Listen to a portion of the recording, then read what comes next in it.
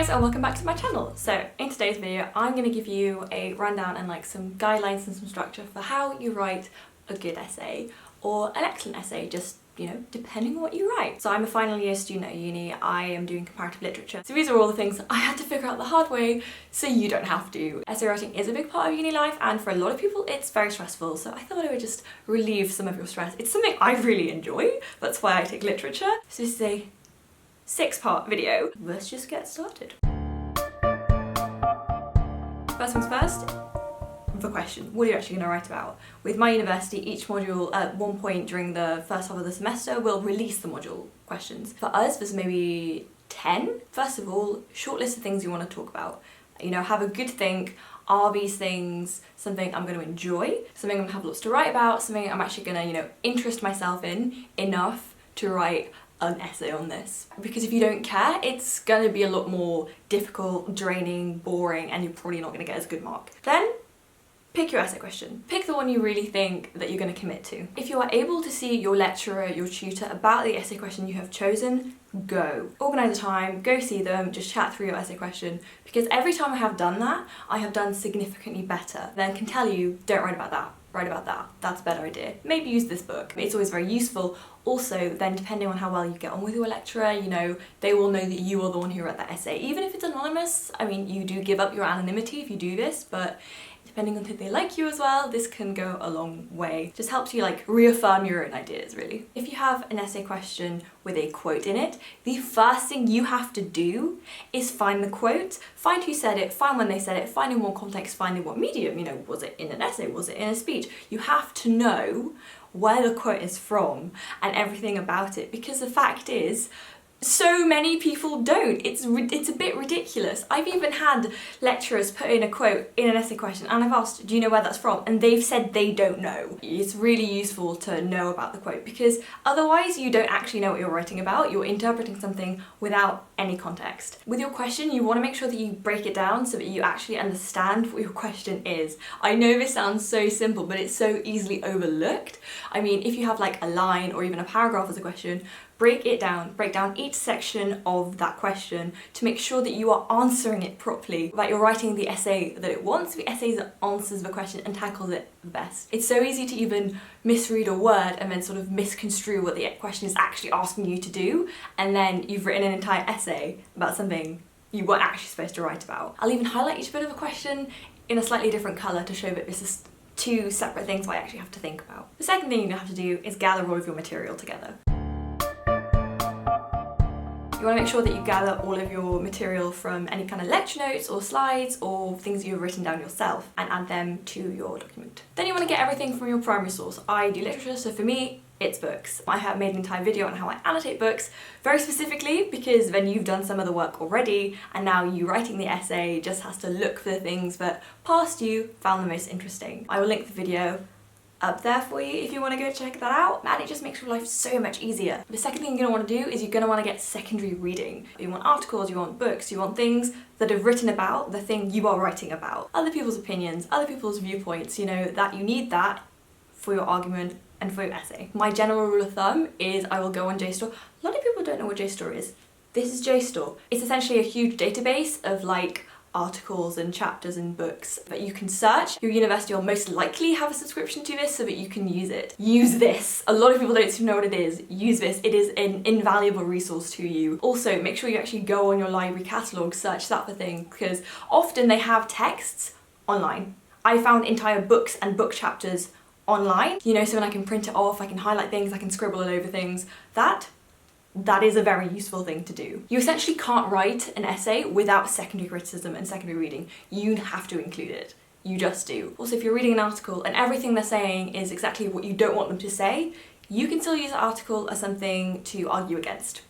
That can help too. You don't need to only find things that are exactly what you want them to say. You can find things and then prove why you don't agree with this and why you think it's wrong and why you think you're right. If you're writing an essay, you're going to have an argument to it. If you're getting a book at the library, like this pile I have there, often you can't actually write in it. So one thing that I've started doing, which has been so helpful, is from my phone, from my notes, I can actually go and I can scan every single page and then I can annotate on that digital copy and I can save it as a PDF, and I've been saving it to my Google Drive so then I can have it on my laptop. It's amazing. It's so useful, especially if you're dyslexic. I'm a dyslexic student, so a lot of these tips are going to be very useful if you're dyslexic, because this is how I've managed to, it's like my entire coping mechanism of how I write an essay. It's very much come from all of those things. A digital copy is so much easier because then you can have 2 documents open on your laptop and work from there. Saves you so much time and so much effort. Also with JSTOR, just even type in a couple words from your topic or even your entire essay question, you will find things, I promise you. 3. Drafting your essay. I've never been very good at, planning an essay and writing down a plan. I'm much more a mind map person. I will write all of the topics down surrounding my argument and my question. I will then try to spatially organise them in terms of relevance, and then I will connect things up together. And also it's very useful for finding dead ends. If there's something you realise but doesn't link to anything else in your essay, leave it out. Don't put things in for the sake of it, especially if it screws up the structure and flow of your argument and essay. So once you have your sort of rough idea of what you're going to do, you've got all of your topics that you want to explore, you want to start, actually writing your essay. Something you should do, open 2 documents. Open 2 separate documents. In one of them you will write your essay, the other is your graveyard. When you're putting things into your document, what I would do is, if you're adding your quotes, give each text a different colour. If you're adding secondary material, give the secondary material a different colour. That way you can visually see how you've weighted your essay towards one thing or another, especially if you're comparing things. What I mean with the graveyard is, A, that's where I keep my checklist, so I can check things off as I've done them, so I know where I am in my process. Then the graveyard is essentially, you might be writing your essay and think, oh, I don't need this line. Don't delete it. Copy and paste it, then delete it. But then you have still got that work there, because the worst thing you can do is write something, realise, oh, this is crap, and delete it, and then later be like, I needed that. That is the worst thing you can do. So if you have this graveyard, mine ends up being thousands of words long because I'm just cutting them from my essays, but it means that you have everything and you can go back to things and you can check. It's one of the most useful things I have learned, just so that you always have it there. From your mind map, you've got all of your topics. Then in your document, you want to write out all of your topics, but in a way that is ordered so that they are relevant to each other. So you have a nice flow to your essay and everything links succinctly so that you have a strong argument, a strong flow, and a strong structure. I've never been very good at structure. This is how I've managed. Then under each topic, you want to start adding all of the quotes from different things that are relevant to that topic. Then with your own ideas and almost secondary criticisms. So then essentially under each topic, you'll have primary source, secondary source, and your own opinions. That's kind of like the basic recipe. Once you do that with all of the material you've got, you'll have an essay structure. For me, I've sometimes had it where it's been a 4,000 word essay, but that document has been 10,000 words long. You see where the graveyard comes in handy. You start cutting the quotes because you have your entire quotes, but obviously you need to embed them, so just bear that in mind. If you have longer quotes, you might need to indent them, bear that in mind. It just means that you have a rough idea of what you're doing. This is, I think, the most difficult bit to do. Depending on how much material you have, it will take a long time, but it will be worth it. Having more material and quotes as well means that you can sift through it and you can find only the most relevant and quality quotes, to just mean that your essay is more succinct, organised, and you've only got the good stuff. The bad stuff can go in the graveyard. Just don't delete it. Just don't delete it. It also means that if you quickly scroll through, you will see all of the colours really quickly, or if you zoom out a bit and you have quite a few pages, you can sort of see the distribution of all the colours and how everything is working. Instead of having, like, say, a huge blue section for one text, a big green section for another text, that, I do comparative literature, that's not going to necessarily be a good essay. Sometimes you can pull it off, it's not that you can't, it's just that generally you want to have it blue, green, blue, green, blue, green, blue, green. You want to argue around a topic rather than a text. All of the information you have, whether it's yours, someone else's, primary text, it all needs to work together to be able to answer the question. Never forget the question you are answering. I have to go back to it so many times to remind myself that I'm thinking about all of these texts in a certain context, and it is in the context of this question. Part 4, writing the actual essay. Now you've done all of this work, you have this enormous document, you haven't actually even started writing your essay. I know, I sometimes get to a point where I'm like, how have I not written this yet? This bit is the quickest bit. This bit is actually, realistically, it's very easy. You're kind of just, it's like a dot to dot. You've got all the dots, now you're kind of pulling them together with fancy sophisticated language. A thesaurus is your best friend, but don't use words you don't know. Like, don't use a big word for the sake of it because it sounds like a big word. Because you know that scene in Friends where Joey's writing a letter of recommendation for Chandler and Monica to adopt, and he signs it like, sincerely, baby kangaroo, because if you don't know what it means, it will be very obvious that you don't know what it means. Write the body of your text first. Do all of your topics, write your essay. Write your introduction and your conclusion last. Sounds counterintuitive, but in your introduction it means that then you can say exactly what you're going to do in the essay because you've already done it. You know, consider your introduction the roadmap to your essay. It's a thing that will guide your reader, and you want it to be very logical and very organised so that they know what they can expect and what you're going to do with the question you're answering. The same kind of goes for the conclusion. Just, I've been told this so many times, so I may as well tell you, don't write anything new in the conclusion. Don't write anything new, put that somewhere else. The great thing about technology, you're having a laptop where you can move things, you can move things. Nothing new in your conclusion. I know this is a very obvious thing to say, but don't waffle. If you're trying to say words just to get your word count up, people will be able to tell. Don't do it because it dumbs down the quality of your essay, just be concise. Even if then you think you're using more plain language, as long as you get your point across clearly, that is honestly the most fundamental thing. I've heard some lecturers say that they just hate it when people waffle with big words they don't really understand, because then it gets confusing. They can't follow what you're saying and they can't follow your argument, and that will lose you the marks you think you gained by adding that really long word. Also with the writing thing, I think it goes without saying, don't cheat, don't plagiarise. If you are copying from articles that are relevant to this topic, you know, your lecturer will know. You're writing this essay for this module, they've dedicated their entire lives to this. Chances they've read it. I've heard of cases where the person wrote it. I don't get people who cheat on essays, who pay other people to write their essays for them, because like, then why are you at university? Why are you paying all of this money to still get someone else to do it for you? Like, what is the point? In terms of writing, the last thing is, don't be afraid to be original. There is nothing wrong with being original. Just go with it. Part 5, referencing. You're writing a university level essay now, you have to reference. You can't say, so-and-so told so-and-so and told so-and-so told me that this is a thing. It's not Chinese whispers. You have to be very, very concise and diligent about your referencing, because if you don't, you'll get picked up on it and you'll be done for plagiarism. And even if you didn't mean to, that can be really, really bad. So just be very careful about sources. If you can, run it through Turnitin beforehand, just to check. People make mistakes. Make sure you check the referencing style your department at your university uses, because it can change between universities, it can even change between departments. I learnt this the hard way. In first years, I took comparative literature with film. Film used Chicago. Comparative literature uses, was it MHRA? So that was a shock, so I had to change that 5 minutes before it was due, but I got through it somehow. So just be very careful about that. Your university will have resources on how to reference. Your library will have resources on how to reference. If you don't know, just ask. Ask someone. People are generally more than happy to help you, because you know, you're asking because you want to do well and you want to do it right. There's nothing wrong with asking for help or advice. I guess hence why you're watching this video.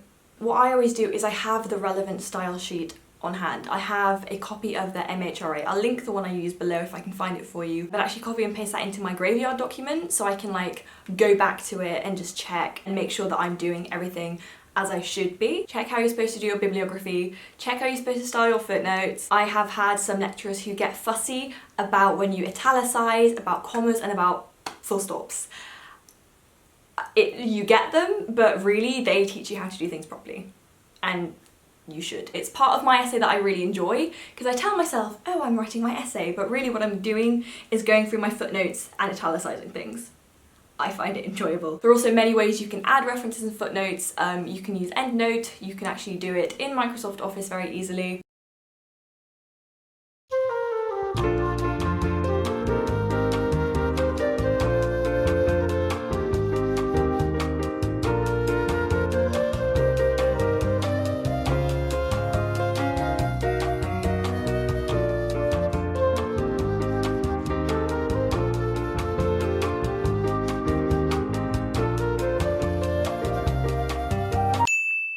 I like to do things manually because I'm a control freak and I'm convinced the computer will do it wrong. Even if it is something as simple as a full stop. Every footnote ends in a full stop, just so we know this.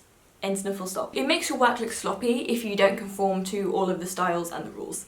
That is just a thing. You can write the best essay ever, but it will still look a bit sloppy and just not perfect. Part 6, submitting. First of all, start your essay weeks before it is due. Do not start it the night before. I know some people that can write an amazing essay the night before. I am not one of those people. I do not recommend this. Don't even bother trying. I can tell you there is a direct correlation between how long you spend on an essay and the mark you get. The more time you spend on it, the better you're gonna do. That is also just still a thing. So also I would advise you don't submit it 5 minutes before it's due. You'll be stressed, you're rushing, you're gonna make a mistake. Imagine filling in your candidate thing and you fill in the wrong number. You put yourself down as someone else by accident. Like, that's not one of those situations you want to be in. You just want to make sure that you got it all right first time around in a calm condition, you know, a few days before you're supposed to hand it in. It's honestly a better thing to do. My university, for example, when you submit things, if you submit it even a second late, your mark is capped at 40. If you're not familiar with the UK system, it's out of 100. Nobody ever gets 90. 80 is borderline unheard of. 70 is a first. 60 is a 2-1. 50, 2-2.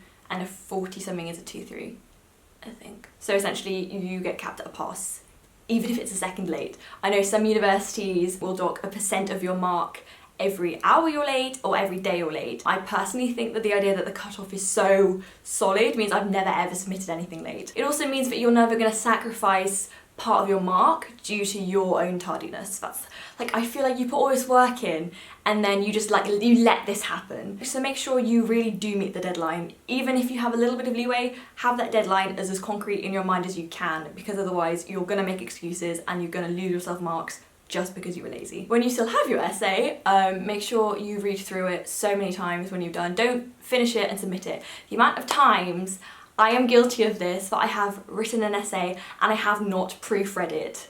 I have done this in first years.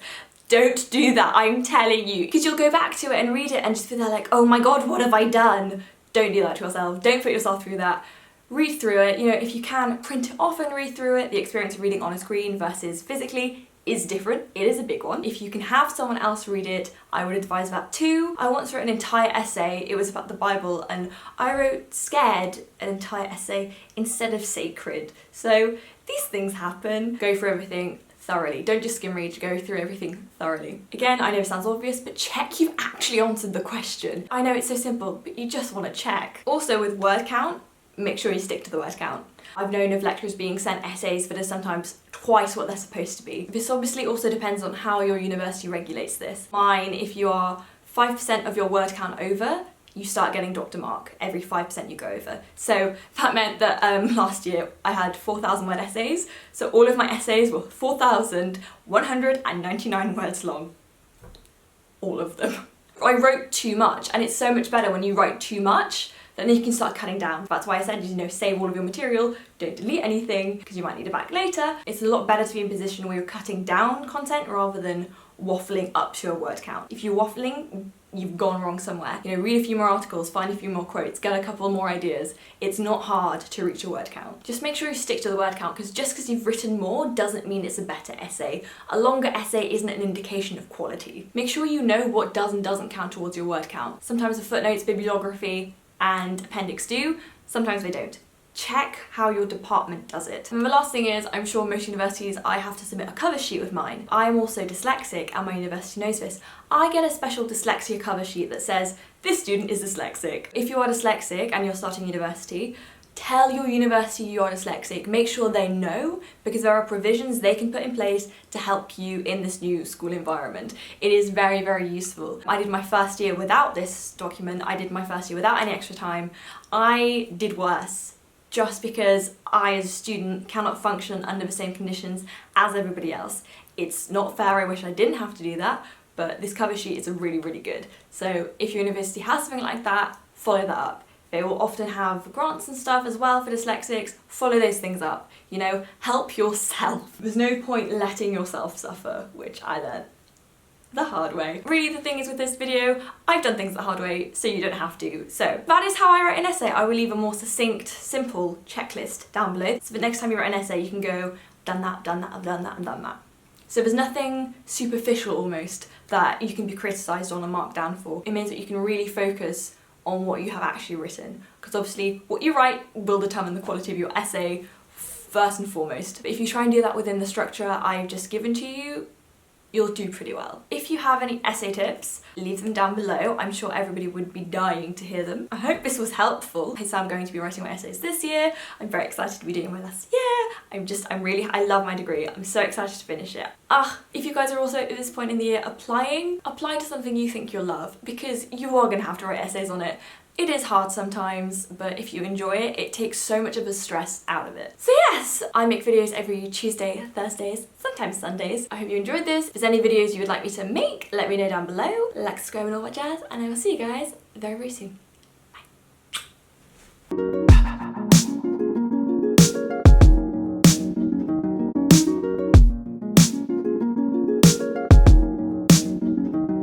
Did you guys like the new outro? Did I do the new outro? Did you like it? I hope you did.